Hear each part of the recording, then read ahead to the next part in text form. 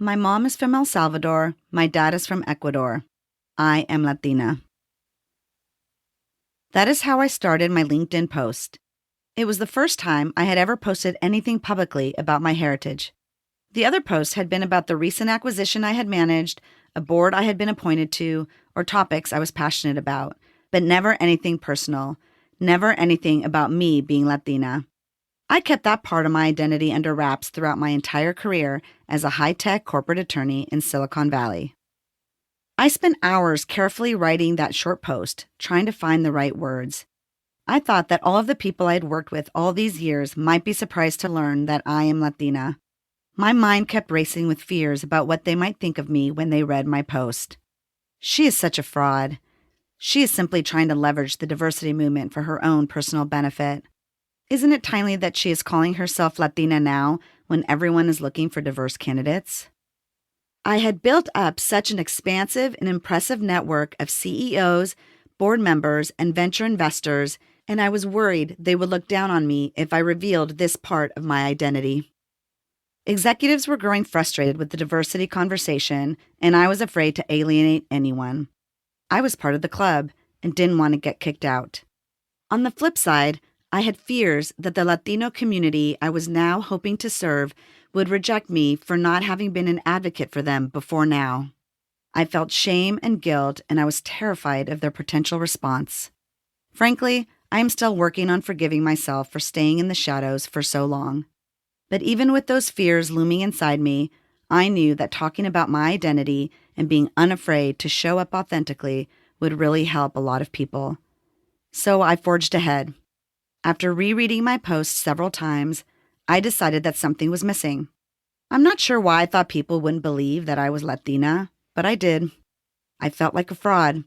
I decided that I needed to include a picture of me with my aunts, uncles, and cousins back in Ecuador.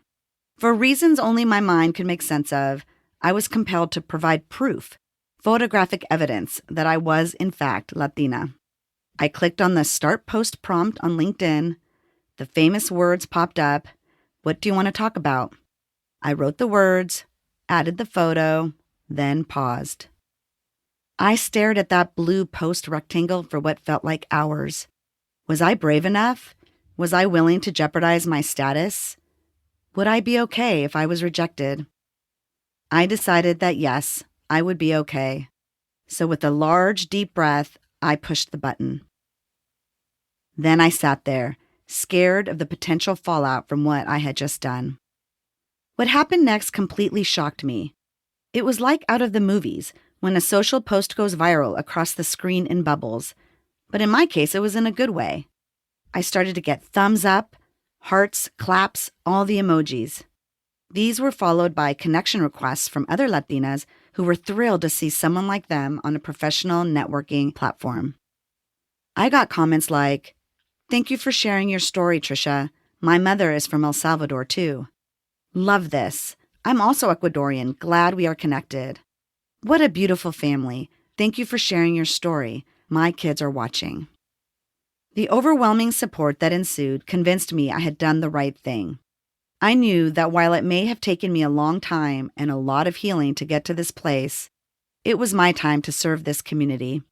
Very few Latinas had made it to the top ranks of corporate America, so I felt like I had a responsibility to be visible. Millions of people from all walks of life are hiding a piece of their identity in order to fit into mainstream society. They were either taught by their parents to assimilate quickly or shown by the media what normal means, and it looks nothing like them.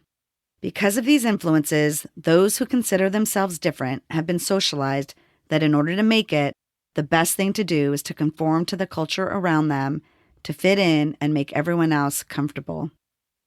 Eventually, this process of changing who you are becomes too much, and many fall prey to anxiety, depression, and burnout. They exit the workforce or refuse to bring their whole selves to work out of self-preservation. The real loss is to all of us. What opportunities are we missing out on if someone decides to stay hidden?